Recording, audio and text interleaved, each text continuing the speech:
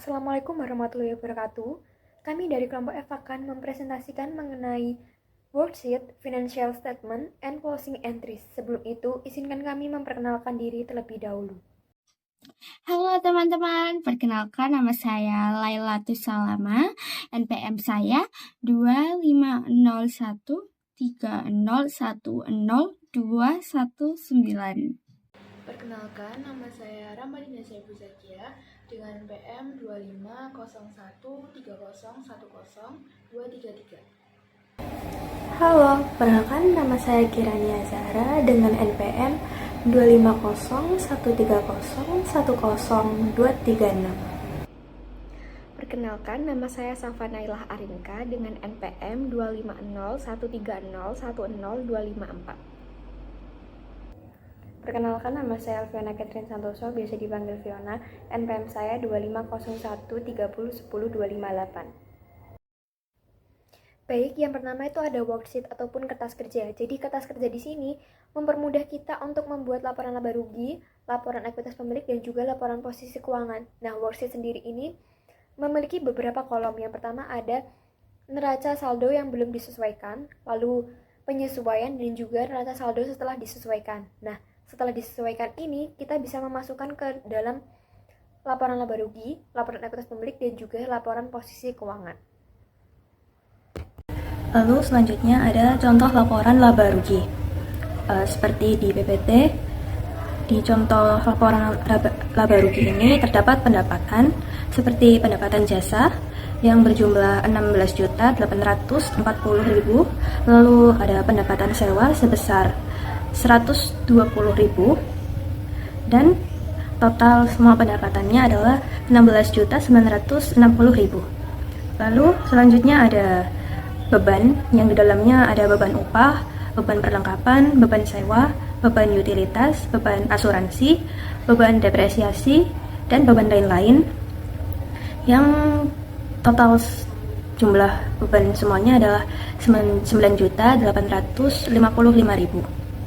Lalu untuk mencari laba netonya yaitu dengan melakukan pengurangan dari total pendapatan yaitu 16.960 dikurangi dengan jumlah bebannya yaitu 9.855.000 dan menghasilkan laba neto sebesar 7.105.000. Lalu terdapat contoh laporan ekuitas pemilik.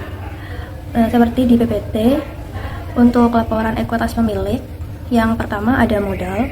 Seperti modal Christina pada 1 November 2015 adalah 0 rupiah. Lalu selanjutnya ada investasi pemilik sebesar 25 juta, laba neto sebesar 7.105.000, dan prive sebesar 4 juta. Dan di akhir ada modal Christina pada 31 Desember 2015 sebesar 28.105.000. Ekuitas pemilik. Definisi ekuitas pemilik sendiri yaitu hak pemilik atas aset perusahaan setelah dikurangi liabilitas. Dan ekuitas pemilik itu disajikan di laporan posisi keuangan dan di bawah liabilitas. Tujuan laporan posisi keuangan adalah untuk memperlihatkan kondisi keuangan perusahaan pada suatu periode tertentu, meliputi aset yang dimiliki, kewajiban yang harus dibayar, serta modal pemilik. Berikut adalah contoh laporan posisi keuangan solusi net. Pertama, ada kelompok aset lancar, yaitu kas, piutang, perlengkapan, dan asuransi dibayar di muka yang setelah dijumlahkan sebesar 7.745.000. Lalu, ada kelompok aset tetap atau properti, pabrik, dan peralatan yaitu tanah, peralatan kantor, dan akumulasi depresiasi peralatan kantor yang dijumlahkan sebesar 21.750.000. Sehingga jumlah aset lancar ditambah aset tetap sebesar 29.495.000. Selanjutnya, kelompok liabilitas. Di situ ada liabilitas jangka pendek, yaitu utang usaha, utang gaji, dan pendapatan diterima di muka yang ketika dijumlahkan seluruhnya sebesar 1.390.000. Dan terakhir, ada kelompok ekuitas yang berisi modal Christina sebesar 28.105.000. Sehingga liabilitas ditambah ekuitas sebesar 29.495.000.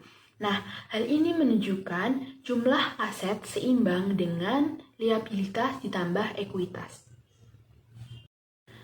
Aset adalah hak atas manfaat ekonomi yang dimiliki oleh perusahaan. Aset dibagi menjadi dua kelompok. Pertama, aset lancar, yaitu harta yang bisa digunakan atau dikonversi menjadi kas dalam waktu paling lama 1 tahun. Contohnya kas, piutang usaha, wesel tagih, perlengkapan, dan beban dibayar di muka. Kedua, aset tetap atau properti, pabrik, dan peralatan seperti mesin, bangunan, dan peralatan kantor. Aset tetap ini umumnya mengalami depresiasi atau penyusutan nilai, kecuali tanah yang nilainya tidak disusutkan.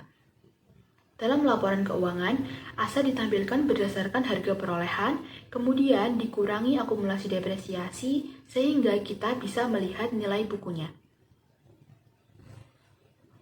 Lalu ada liabilitas. Liabilitas adalah kewajiban atau utang perusahaan kepada pihak luar, seperti kreditur. Liabilitas dibagi menjadi dua kelompok. Pertama, liabilitas jangka pendek, yaitu kewajiban yang harus dibayar dalam waktu paling lama 1 tahun. Contohnya, utang usaha, wesel bayar, utang gaji, bunga, pajak, atau pendapatan diterima di muka. Kedua, ada liabilitas jangka panjang, yaitu kewajiban dengan jangka waktu lebih dari 1 tahun, misalnya utang hipotek. Kalau ada bagian utang jangka panjang yang jatuh temponya dalam waktu kurang dari 1 tahun, maka harus dipindahkan menjadi liabilitas jangka pendek. Sebaliknya, jika diperpanjang lebih dari 1 tahun, tetap dicatat sebagai liabilitas jangka panjang. Nah, selanjutnya kita masuk ke laporan arus kas. Nah, apa sih itu laporan arus kas? Laporan arus kas itu adalah untuk menunjukkan arus masuk dan keluar kas perusahaan dalam periode tertentu. Laporan ini disusun dengan menganalisis akun kas. Secara umum, transaksi dalam arus kas dibagi menjadi 3 aktivitas. Yang pertama, aktivitas operasi, yaitu kegiatan utama bisnis sehari-hari. Yang kedua, aktivitas investasi, seperti pembelian atau penjualan aset jangka panjang. Dan ketiga, aktivitas pendanaan, yang mencakup pinjaman, penambahan modal, atau pembayaran dividen. Dari laporan ini, kita biasanya bisa melihat bagaimana perusahaan mengelola kasnya, apakah lebih banyak digunakan untuk operasional, atau investasi, atau pendanaan. Berikutnya adalah jurnal penyesuaian dan penutup.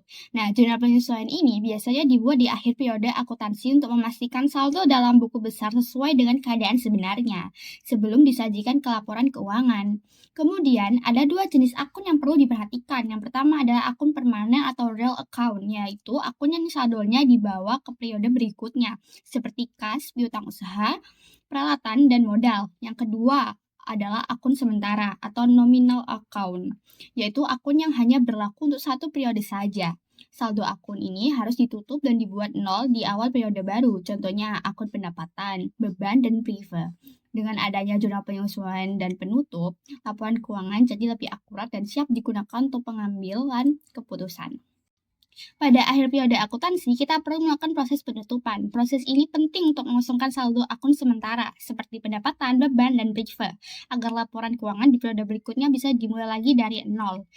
Nah, proses penutupan ini dilakukan melalui 2 langkah utama. Yang pertama adalah saldo akun pendapatan dan beban dipindahkan ke akun modal pemilik. Dengan begitu, laba atau rugi bersih periode berjalan akan tercermin dalam modal. Yang kedua adalah saldo akun prive pemilik juga dipindahkan ke akun modal, sehingga modal akhir akan menunjukkan posisi sebenarnya setelah dikurangi prive.